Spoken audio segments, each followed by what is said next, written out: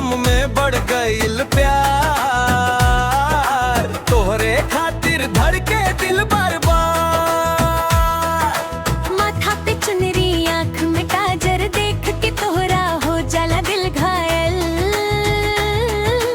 रुपया में चमके तोहार चेहरा लगला जैसे चांद उतराइल। अरे राजा घाम लगता छाँव मिल चल, तोहरे बिना ना बहल दिलवा हमार गर्मी में प्यार बढ़ल, तोहरे नाम से धड़के दिल बार बार। अरे राजा घाम लगता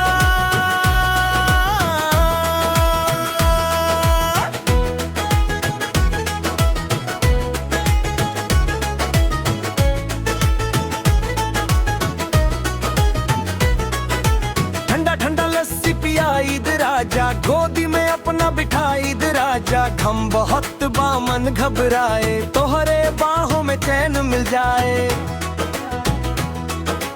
अंगना में छाँव जैसे बरखा, तोहरा संग लगे सब कुछ अच्छा। पसीना पोंछच हाथ थाम से, हमरा सांस में बस तू आऊं।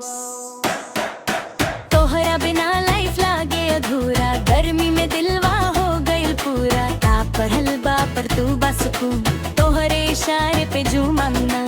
धूप में भी तोहरे संग मुस्कान, तू ही हो प्यार के पहचान। आजू बाजू सब कुछ फीका लागे, तोहरे नाम से मनवा जागे। धीरे धीरे धीरे धीरे आजा नजदीकिया में जिले धीरे धीरे। तोहरा संग हर मौसम प्यारा, तू ही लागे सबसे न्यारा। अरे राजा घाम लगता छाँव मिल